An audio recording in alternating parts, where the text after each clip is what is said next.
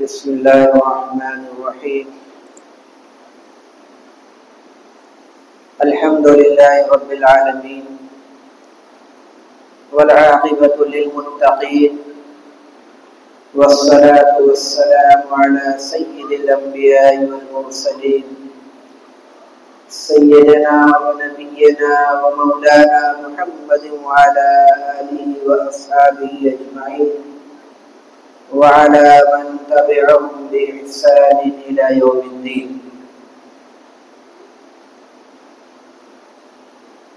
أما بعد فأعوذ بالله من الشيطان الرجيم. يا أيها الذين آمنوا اتقوا الله حق تقاته ولا تموتن إلا وأنتم مسلمون. وعن أبي هريرة رضي الله تعالى عنه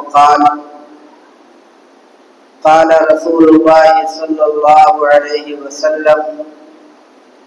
بادروا بالأعمال فتنا فتكون فتن كقطع الليل المظلم يصبح الرجل مؤمنا ويمسي كافرا ويمسي مؤمنا ويصبح كافرا ويبيع دينه بعرض من الدنيا أو كما قال عليه الصلاة والسلام. وصلى الله تعالى على خير خلقه وسلم تسليما كثيرا كثيرا.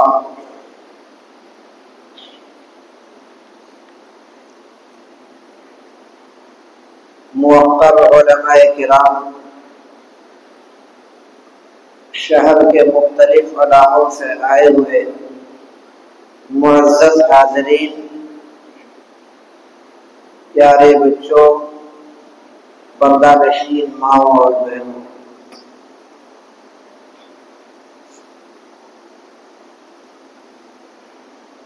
جیسا کہ آپ کافی دیر سے سن رہے ہیں کہ آج کا یہ پروگرام اصلاح معاشرہ کے تعلق سے منعقد کیا گیا ہے، اور کافی دنوں سے اس پروگرام کی تیاریاں چل رہی تھی۔ تنظیم دعوت الحق کے نوجوان ساتھیوں اور ہمدردان ذمہ داران کی کاوشوں کا یہ نتیجہ ہے کہ آج اتنا عظیم الشان مجمع آپ کے سامنے موجود ہے۔ اس پروگرام کا باضابطہ آغاز ہو چکا ہے، اور آج کے اس پروگرام کے مہمان خصوصی مخدوم مکرم حضرت مولانا عبدالقوی صاحب دامت برکاتہم العالیہ ہیں، اور الحمدللہ اس مسجد کے اندر تشریف بھی لا چکے ہیں۔ وہ عنقریب جلوہ افروز ہوں گے، ان کی زیارت آپ حضرات فرمائیں گے، اور ان کے بیانات سے بھی آپ حضرات مستفیض ہوں گے۔ بنارس کی سرزمین میں حضرت کا یہ پہلا حاضری کا موقع ہے، اور ہم سب لوگوں کے لیے یہ بڑی خوش بختی کی بات ہے کہ حضرت یہاں ہمارے درمیان اس شہر میں تشریف لائے ہیں۔ پورے شہر کے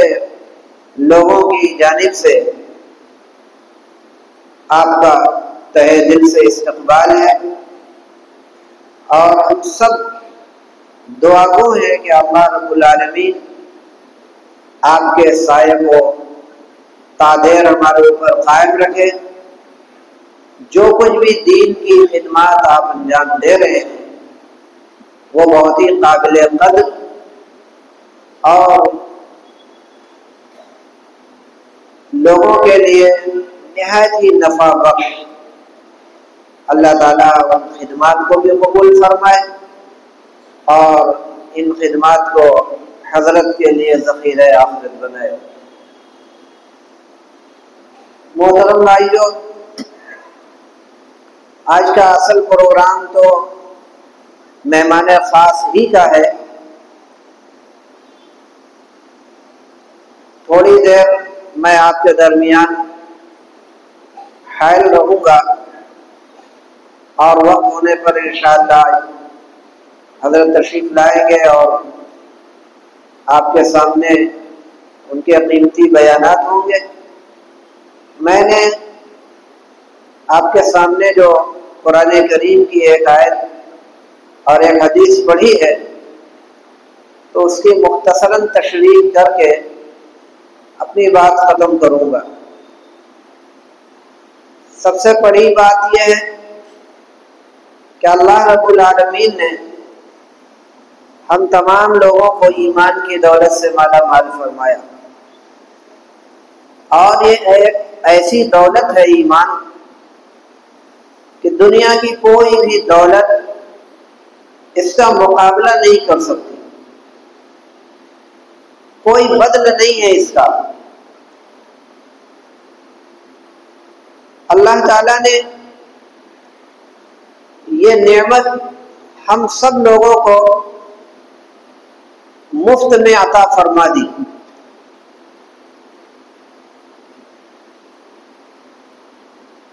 ورنہ ابتدائی دور میں جبکہ اسلام کی آمد ہوئی تھی تو اس وقت آپ نے سنا ہوگا کہ اسلام لانے کی وجہ سے کیسے کیسے مظالم کا انہیں سامنا کرنا پڑتا تھا، لیکن ان صحابہ نے، جن میں مرد بھی شامل ہیں، عورتیں بھی شامل ہیں،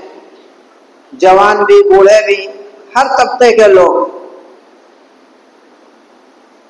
ان کے قدموں کے اندر لغزش نہیں ہوئی، ثابت قدمی کے ساتھ حالات کا مقابلہ کرتے رہے۔ آج وہی دین اور وہی ایمان ایک مسلمان گھرانے میں پیدا ہونے کے ناطے ہمیں وراثتاً مل گیا ہے، تو اس کا مطلب یہ نہیں کہ اس کی ناقدری کی جائے۔ جیسا کہ عام طور سے ہوتا ہے کہ جو چیز بغیر کسی محنت کے خود بخود حاصل ہو جاتی ہے اس کی اتنی قدر نہیں ہوا کرتی عام طور سے۔ افسوس کہ ایمان کے تعلق سے بھی ہمارا وہی حال ہو گیا۔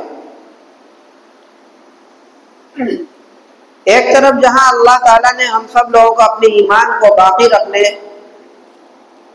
کی تاکید فرمائی اور اس بات کا حکم دیا کہ تقوی کے ساتھ زندگی گزارو،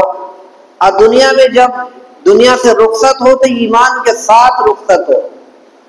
اللہ کی طرف سے یہ تاکیدی حکم ہے۔ اور قرآن کریم کی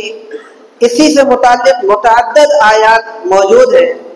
جن کا خلاصہ یہی ہے کہ اپنے ایمان کو مضبوط بناؤ اور دنیا سے جانے لگو تو ایمان کے ساتھ دنیا سے جاؤ۔ لیکن آج ہم جن حالات میں زندگی گزار رہے ہیں بڑا عجیب و غریب معاملہ ہے۔ ایمان کے تعلق سے جو بات ہونی چاہیے اپنے اندر وہ رفتہ رفتہ کمزور اور مدھم پڑتی جا رہی ہے۔ آج ایمان کے اعتبار سے ہم اپنے اعمال کے اعتبار سے کمزور ہوتے جا رہے ہیں، اس کے ساتھ ساتھ کچھ حالات بھی ہمارے سامنے ایسے آ رہے ہیں جس کی وجہ سے ایسا محسوس ہوتا ہے اور تشویش اس بات کی ہوتی ہے کہ پتہ نہیں آگے چل کے کیا ہوگا ہمارے ایمان کا. اور اگر ہم اپنے ایمان کے ساتھ اس دنیا سے رخصت ہو بھی گئے تو پھر پتہ نہیں ہماری آنے والی نسل کا کیا ہوگا. یہ تشویش برابر بڑھتی جا رہی ہے. اور یہ کہا جائے تو بیجا نہ ہوگا کہ آج یہ دور آ چکا ہے کہ ہم سب حضرت سیدنا یعقوب علیہ السلام کی اس سنت پر عمل کرنے جو کہ اپنی زندگی کے آخر میں انہوں نے اس پر عمل کیا تھا اور جس کا ذکر قرآن کریم کے اندر موجود ہے. اللہ تعالیٰ نے ارشاد فرمایا ام کنتم شہداء اذ حضر یعقوب الموت اذ قال لبنیہ ما تعبدون من بعدی قالوا نعبد الہک و الہ آبائک ابراہیم و اسماعیل و اسحاق. کہ اس وقت کو یاد کرو جبکہ یعقوب نے اپنی آخر وقت میں جب ان کے وفات کا وقت قریب آیا تو اپنے بیٹوں کو اکٹھا کیا اور ان سے دریافت کیا، سوال کیا کہ ما تعبدون من بعدی، میرے بعد تم کس کی عبادت کرو گے، کس کو اپنا معبود مانو گے. یعقوب علیہ السلام بتاتے خود نبی، ان کے باپ نبی، ان کے دادا نبی، ان کے بیٹے نبی، نبوت کا ایک سلسلہ اوپر سے نیچے تک چلا آ رہا ہے. اور خود ان کی اولادیں جتنی تھیں وہ سب تربیت یافتہ اور نیک، لیکن سب کے باوجود حضرت یعقوب علیہ السلام اپنے بیٹوں سے یہ سوال فرما رہے ما تعبدون من بعدی، میرے بعد تم کس کی عبادت کرو. آج جن حالات سے ہم اور آپ گزر رہے ہیں وہ وقت بھی ویسے ہی آ گیا ہے کہ ہم اپنی اور آنے والی نسل کے بارے میں فکر مند ہو ایمان کے تعلق سے کہ ایمان بچا پاؤ گے نہیں، اللہ کی پرستش اور عبادت کرو گے یا کس کی. یہ دور جس میں ہم اور آپ گزر رہے ہیں بڑا ہی پرفتن دور ہے، اور یہ ایسا دور ہے جس کے بارے میں امام الانبیاء خاتم النبیین سرور کونین تاجدار دو عالم حضرت محمد رسول اللہ صلی اللہ علیہ وسلم نے بہت پہلے، یعنی تقریباً 1450 سال پہلے آپ نے اس کی پیشن گوئی فرما دی کہ ایسے ایسے حالات آئیں گے تمہارے درمیان، بڑا نازک دور ہوگا، اپنے ایمان کا بچانا مشکل ہو جائے گا. میں نے جو حدیث پڑھی حضرت ابو ہریرہ رضی اللہ عنہ سے مروی ہے، فرماتے ہیں کہ نبی کریم صلی اللہ علیہ وسلم نے ارشاد فرمایا کہ بادروا بالاعمال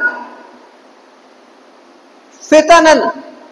کقطع اللیل المظلم، کہ نیک کاموں میں جلدی کرو، جتنا جلد ممکن ہو سکے نیکیوں کے کام کرتے جاؤ. کیوں؟ ایسے فتنے تمہارے درمیان آئیں گے جو اندھیری رات کے ٹکڑوں کے مانند ہوں. یعنی ہر رات کا جب وقت شروع ہوتا ہے سورج ڈوبنے کے بعد تو ہر آنے والا مرحلہ پہلے کے مقابلے میں زیادہ تاریک ہوتا ہے. تھوڑا اندھیرا ہوتا ہے، اس کے بعد تھوڑا اور اندھیرا، یعنی اندھیرے بڑھتے بڑھتے بڑھتے ایک دم تاریک رات ہو جاتی. اسی طریقے سے فتنوں کا بھی حال ہوگا، اندھیری رات کے ٹکڑوں کے مانند ہر آنے والا فتنہ پہلے والے فتنے کے مقابلے میں کہیں زیادہ بڑا ہوا ہوگا. پھر فرماتے ہیں کہ یصبح الرجل مؤمنا ویمسی کافرا، کہ صبح کے وقت تو آدمی ایمان والا ہوگا شام ہوتے ہوتے وہ اپنے ایمان سے ہاتھ دھو بیٹھے گا. وَيُمْسِي مُؤْمِنًا وَيُصْبِحُ كَافِرًا, اور شام کے وقت ایمان والا ہوگا لیکن صبح ہوتے ہوتے وہ اپنے ایمان کو خیر بات کہہ دے گا اور رخصت کر دے گا. اور آگے فرمایا کہ وَيَبِيعُ دِينَهُ بِعِرْضٍ مِّنَ الدُّنْيَا, کہ اپنے دین کو, اپنے ایمان کو چند پیسوں کے بدلے میں فروخت کر ڈالے گا, بیچ ڈالے گا. تو اب آپ اس حدیث کو سنو اور غور کرو, اور اس وقت جن حالات سے ہم گزر رہے ہیں اس کا تقابل کرو, ٹیلی کرو, اور دیکھو کہ کیا واقعتاً اس طریقے کے حالات سے ہم اور آپ دو چار ہیں یا نہیں. اس وقت ہر چہار جانب سے جہاں ہمارے مال, ہماری جان, ہمارے دینی اسلامی شعار, ہماری ایک ایک چیز کے اوپر حملہ ہو رہا ہے, اس کے ساتھ ساتھ منظم طور پر ہمارے دین اور ہمارے ایمان پر ڈاکہ ڈالنے کی بھی پلاننگ اور سازشوں کا بازار گرم ہے. مختلف طریقوں سے ہمارے ایمان کو سلب کرنے اور ہم کو مرتد بنانے کی کوششیں جاری و ساری ہیں. اور ادھر کچھ دنوں سے یہ پلاننگ اور یہ منصوبہ بہت عروج پہ چلا آ رہا ہے اور بہت تیزی سے یہ چل رہا ہے. ہم کو مرتد بنانے کے لیے, ہمارے ایمان کو خراب کرنے کے لیے اندرون خانہ بھی کوشش چل رہی ہے اور باہر سے بھی کوشش چل رہی ہے. اندرون خانہ یعنی گھر کے اندر جو سازش چل رہی ہے, کوششیں جو چل رہی ہیں, اس میں ہمارے ہی درمیان, ہمارے ہی جیسے داڑھی, ٹوپی, رومال, کرتا پائجامہ پہننے والے اور مسجدوں میں باقاعدہ نماز پڑھنے والے, نماز روزہ تلاوت ذکر کرنے والے بھی موجود ہیں, اور ایسے بھی لوگ موجود ہیں جن کو بچہ بچہ جانتا ہے کہ یہ ہمارے بھائی نہیں ہیں, وہ لوگ بھی اس میں برابر کے شریک ہیں. دونوں لوگ مل کر یہ کام کر رہے ہیں. ہمارے گھر کے اندر جو لوگ ہیں جن کو ہم اپنا مانتے ہیں, بہت افسوس ہے کہ وہ بھی ہمارے ایمان کو خراب کرنے, ہمارے عقیدے کو خراب کرنے کے لیے وہ بہت ہی محنتیں اور کاوشیں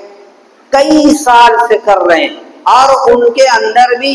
ایسے ایسے گروہ, ایسی ایسی جماعتیں نئی نئی سامنے آ رہی ہیں کہ آدمی ایک بات سوچنے پر مجبور ہو رہا ہے کہ ہم ان کی بات صحیح مانیں یا جو ہمارے علماء کرام اسٹیجوں سے اور جلسوں سے کہا کرتے ہیں ان کو ہم صحیح مانیں. آدمی کنفیوژن میں مبتلا ہو جاتا ہے, کہیں سے یہ لگ ہی نہیں رہا ہے کہ یہ ہمارے بھائی نہیں ہیں.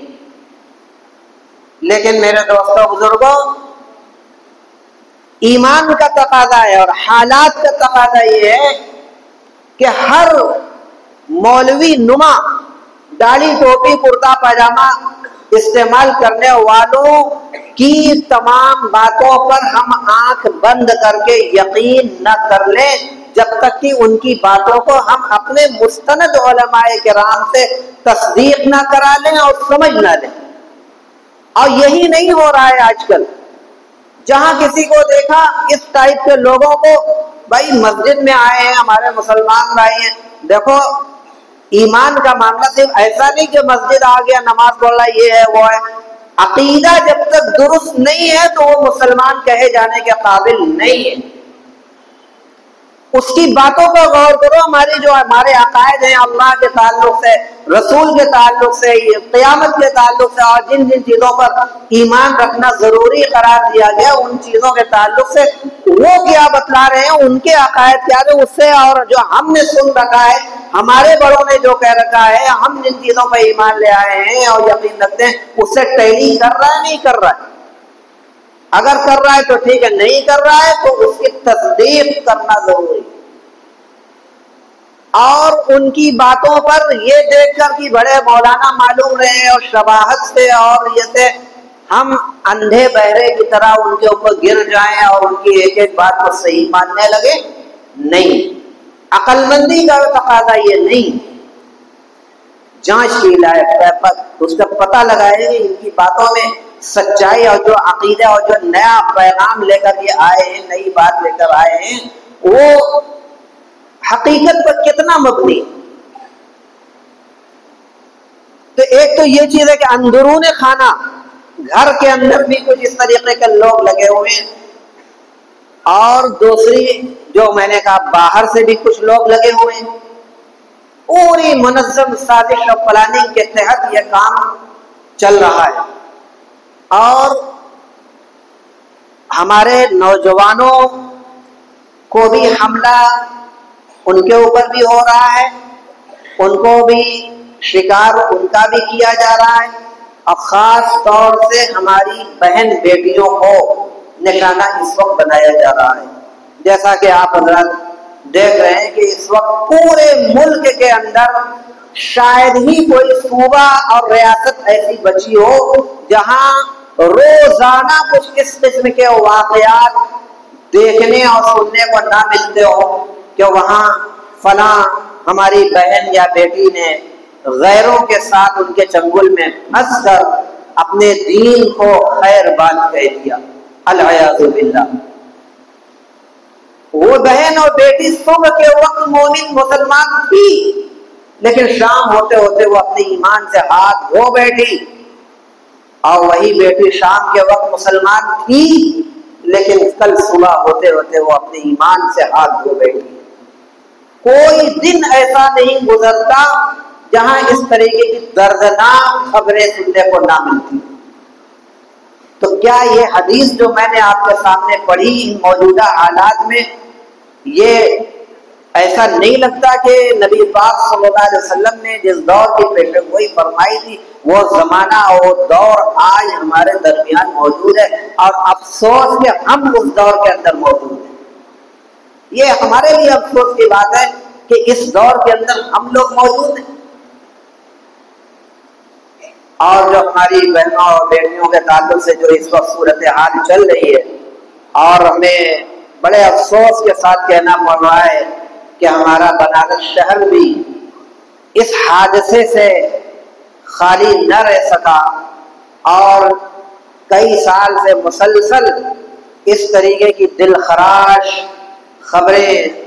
سننے اور دیکھنے کو ملتی ہیں. تو خود ہمارے یہاں ہمارے شہر کے اندر بھی ہماری بہنوں اور بیٹیوں کو، بالخصوص ان بیٹوں اور بیٹیوں کو نشانہ بنایا جا رہا ہے جو اسکول کالج کے نام پر گھروں سے نکلتی ہیں، اور کوچنگ کے نام پر نکلتی ہیں، ٹیوشن کے نام پر نکلتی ہیں، آفیشیل کام کرانے کے نام پر نکلتی ہیں، اور ان کے روابط غیروں کے ساتھ سوشل میڈیا کے ذریعے، موبائل کے ذریعے اور مختلف ذرائع سے ان کے ساتھ ہو جایا کرتے ہیں. اور پھر یہ دوستی، یہ یاری، یہ تعلقات، پھر اس کے بعد ملنا جلنا، پھر ان کے ساتھ گھومنے پھرنے جانا، پھر ان کے ساتھ العیاذ باللہ شادی رچا لینا، اور پھر نعوذ باللہ اور پھر اپنے دین سے ہاتھ دھو بیٹھنا. یہ سب واقعات اس وقت رونما ہو رہے ہیں، جو ہمارے لیے نہایت غیرت کی بات ہے. ایک غیرت مند آدمی کے لیے یہ نہایت ہی تکلیف دہ بات ہے، اور جس کو غیرت نہ ہو اس کے لیے کوئی مسئلہ نہیں. ان حالات کے اندر ہماری ذمہ داریاں کیا ہوتی ہیں؟ ہم صرف حالات کا رونا روتے رہیں، شکوہ کرتے رہیں، یہ مسئلے کا حل نہیں. ہم کو سب سے پہلی بات تو یہ ہے کہ ہمیں، جیسا کہ اللہ تعالیٰ نے بھی فرمایا کہ یا ایھا الذین آمنوا قوا انفسکم واہلیکم نارا، کہ ایمان والے تم اپنے آپ کو بھی، اپنے اہل و عیال کو بھی جہنم کی آگ سے بچاؤ، ان کی تربیت کرو، ان کو دیندار بناؤ، ان کی بہترین طریقے سے ان کی ایسی تربیت کرو کہ وہ کہیں بھی بہکنے نہ پائیں، اور پھر حدیث میں جو کہا گیا کہ الا کلکم راعٍ وکلکم مسئول عن رعیتہ، کہ سن لو تم میں کا ہر ایک چرواہے کی حیثیت یعنی ایک ذمہ دار کی حیثیت سے ہے، اور ہر ایک سے اس کے ماتحتوں کے بارے میں سوال کیا جائے گا۔ ایک ماں باپ خود تو نمازی دیندار، لیکن اولادوں کے اوپر کوئی توجہ نہیں، بے راہروی کے شکار ہیں، تو کل ان والدین کو بخشا نہیں جائے گا۔ اللہ تعالیٰ کے جواب دہ انہیں ہونا پڑے گا کہ تو دیندار تھا اور عبادتوں میں مصروف تھا، لیکن تیرے گھر تیری بہن بیٹیاں دین سے انحراف اختیار کرنے منحرف ہو رہی تھی اور طرح طرح کی بدعمالیوں میں مبتلا، تو ان کی تربیت کے لیے تو نے کیا کیا؟ تو نے غفلت اور لاپرواہی برتی۔ تو یہ والدین کل قیامت کے دن بخشے نہیں جائیں گے۔ تو سب سے بڑی بات تو یہ ہے کہ ہم بہترین ماحول اپنے گھر اور پھر اس کے ساتھ اپنے سماج اور معاشرے کا بنائیں، اور اس تعلق سے جو بہت ساری چیزیں ہیں جن کے اوپر کنٹرول کیا جانا چاہیے، ان کا یہ ہے کہ ہم ان کی نگہداشت کریں اپنی بہن بیٹیوں کی، کہ موبائل کا استعمال صحیح ہو رہا ہے نہیں، ایکٹیویٹی کیا ہے، کس سے مل رہی ہے، کس سے بات ہو رہی ہے، کس سے دوستی یاری چیٹنگ کس سے ہو رہی ہے، ساری تفصیلات ان ساری چیزوں کو اوپر بھی غور اور فکر کرنا، اگر قابل اعتراض کوئی چیز ہو تو اس پر قدغن لگانا، روک لگانا، اس کو بہترین طریقے سے ان کو سمجھانا، اللہ رسول کے قیامت کے اور جنت جہنم کے حوالے سے انہیں ان کی تربیت کرنا، یہ سب سے اولین ذمہ داری ہے تمام جو گارڈین ہیں، سرپرست ہیں۔ اور اس کے ساتھ ساتھ جو ہمارے سماج کا ایک بہت بڑا طبقہ ہے جن کو اللہ تعالیٰ نے مال سے نوازا ہے، وہ مالدار طبقہ، اہل ثروت کا طبقہ ہے، اس طبقے سے آج میں خاص طور سے کچھ باتیں کہنا چاہتا ہوں کہ آج اس طریقے کے ہماری بہن بیٹیوں کے ساتھ یہ حادثات جو ہو رہے ہیں، ان حادثات کی تہ میں جایا جائے، تحقیقات کی جائے تو پتہ چلتا ہے کہ ان میں بیشتر ایسی بیٹیاں اور بہنیں ہیں جو اسکول کالج کے نام پہ باہر جاتی ہیں، اور ایسے اسکولوں میں ان کی تعلیم ہوتی ہے جہاں لڑکے لڑکیوں کا مخلوط نظام تعلیم ہے، اور اگر یہ نہیں ہے تو ایسی کوچنگ کے اندر وہ پڑھنے جاتی ہیں جہاں لڑکے بھی پڑھتے ہیں، لڑکیاں بھی پڑھتی ہیں، یا ایسے انسٹیٹیوٹ کے اندر ان کا ایڈمیشن ہوتا ہے جہاں پردے نام کی کوئی چیز نہیں، بے تکلفی کے ساتھ غیر لڑکوں کے ساتھ اٹھنا بیٹھنا ملنا جلنا بات چیت سب کچھ ہوتا ہے۔ یہ ساری چیزیں اسباب ہوتی ہیں ان چیزوں کو بڑھاوا دینے کی، اس پر روک لگانے کے لیے ہمارے پاس آج تک کوئی بھی پلان نہیں ہے۔ جب معلوم ہو گیا کہ یہ ایک بہت بڑی وجہ ہے کہ غیروں کے کالجوں اور اسکولوں اور تعلیم گاہوں اور تعلیمی اداروں میں جانے کی وجہ سے، یا غیروں کے قائم کیے ہوئے کوچنگ سینٹروں میں جانے کی وجہ سے اس طریقے کے حالات پیدا ہو رہے ہیں، تو ہم کیوں نہ ایسا انتظام کریں کہ ہماری بہن بیٹیوں کو غیروں کے یہاں جانا نہ پڑے، بلکہ ہماری بہن بیٹیاں خود ہمارے ہی قائم کردہ اداروں کے اندر وہ رہیں، تاکہ اس طریقے کی خرافات اور برائیوں سے، فتنے سے وہ محفوظ رہیں۔ ہم پیغام اس وقت دینا چاہتے ہیں قوم کے ان لوگوں کو جو اہل ثروت میں شمار کیے جاتے ہیں، اور ان سے میرا ایک سوال ہے کہ ان حالات کو کنٹرول کرنے کے لیے، ان سخت حالات کا مقابلہ کرنے کے لیے آپ کے پاس کیا پروگرام ہے، کیا پلاننگ ہے؟ تو جب تہ میں جائیں گے تو ایک بھی پلاننگ نہیں ملے گی۔ کیوں؟ اس لیے کہ جو ہمارا ثروت، اہل ثروت کا طبقہ ہے، مالدار طبقہ ہے، انہوں نے اپنے مال کو بس 2-3 چیزوں کے اندر خرچ کرنے کا بیڑا اٹھا رکھا ہے۔ شادی بیاہ کے موقع پر جہاں 10-20 ہزار خرچ کرنا ہے وہاں زبردستی 2-3 لاکھ روپیہ، حتیٰ کہ 10-20 لاکھ روپے کی عالی شان شادیاں، اپنی گاڑی کمائی کو ہم اس میں لگا رہے ہیں صرف واہوائی حاصل کرنے کے لیے۔ بھائی ذرا سا غور کرو، اسی شہر کے اندر کچھ اور مذہب کے لوگ بھی رہتے ہیں۔ میں پوری گارنٹی کے ساتھ کہہ سکتا ہوں کہ جتنی شادی بیاہ کے موقع پر کھانے پینے کے معاملے میں ولیمہ کے نام پر ہمارے جتنے پیسے ضائع ہوتے ہیں اور جتنے پیسے خرچ ہوتے ہیں، کہیں بھی اتنے زیادہ خرچ نہیں ہوتے۔ اور لوگوں کی ابھی شادیاں ہوتی ہیں، لیکن ایسا 5-5 ہزار 2-2 3-3 ہزار لوگوں کا ٹھیک ہے، ولیمہ سنت ہے، لیکن یہ نہیں کہا گیا ہے کہ بس 5-6 ہزار 4 ہزار اتنی بڑے بڑے مجمع اتنے سارے پیسے خرچ کر کے تم اپنے مال کا مظاہرہ کرو۔ نہیں، اس کا حکم نہیں دیا گیا ہے۔ 10-20 آدمیوں اور 100-50 آدمیوں میں بھی ولیمہ کی سنت ادا کی جا سکتی ہے، باقی پیسوں کو بچایا جا سکتا ہے۔ اسی طریقے سے دوسرا کام یہ ہوتا ہے کہ آج فلاں جگہ کوئی جائیداد بک رہی ہے، اس کو لے لیا جائے، کل کے دن 2-4 دن کے بعد ہفتہ بھر کے بعد پتہ فلاں جگہ کی وہ جائیداد، یعنی ہر صاحب ثروت کے پاس 10-10 15-15 20-20 جائیداد اور پراپرٹیاں سب کے پاس موجود، رہنا ایک جگہ ہے لیکن خالی، بس مستقبل کو دیکھتے ہوئے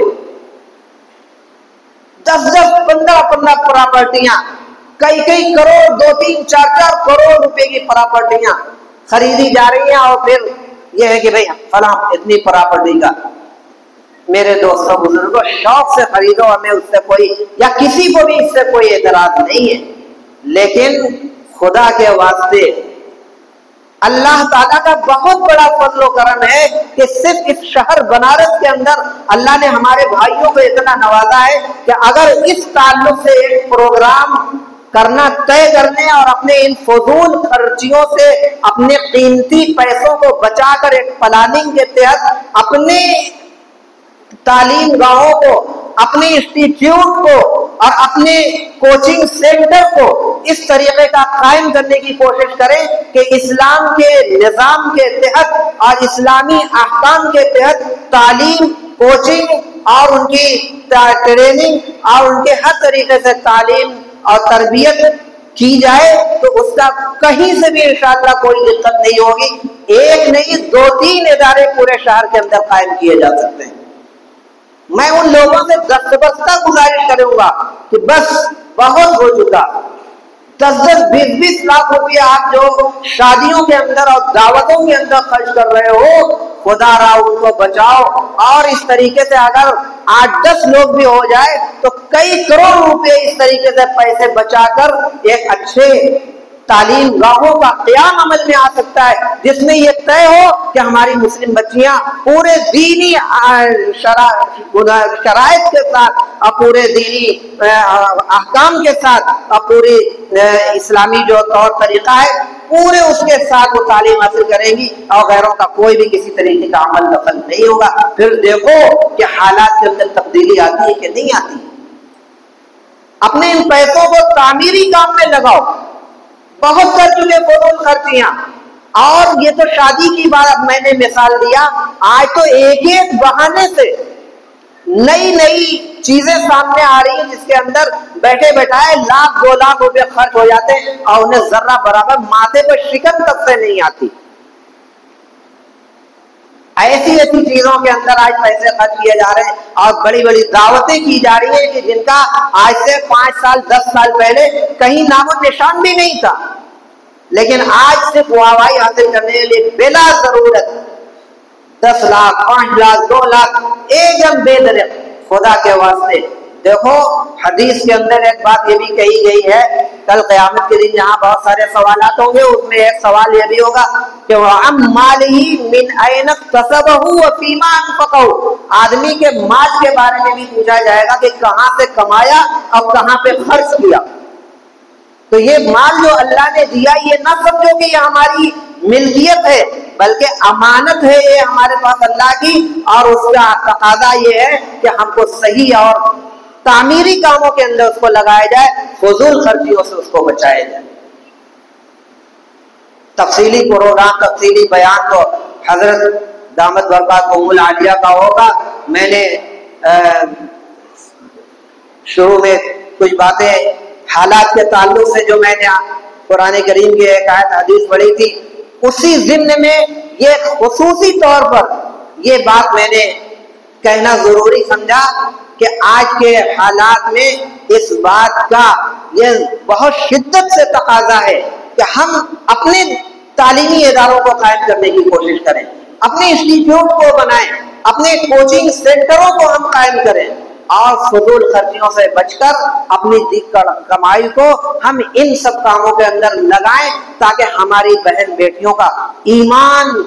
محفوظ رہ سکے، اور اس طریقے کے جو حادثات ہیں اس پر روک لگائی جا سکے۔ کوشش کرنا اپنا کام ہے، اس کے اندر کامیابی عطا فرمانا یہ اللہ رب العالمین کا کام ہے۔ اگر ہم کوشش کریں گے تو انشاءاللہ اللہ کی طرف سے مدد شامل حال ہوگی۔ اللہ رب العالمین ہمارے دین، ایمان اور ہماری اسلامی شاعر ہر ایک کی حفاظت فرمائیں، اور ہم سب لوگوں کو ان ہدایات پر پورے طور پر چلنے عمل کرنے کی توفیق عطا فرمائے۔ آمین۔ وآخر دعوانا الحمدللہ۔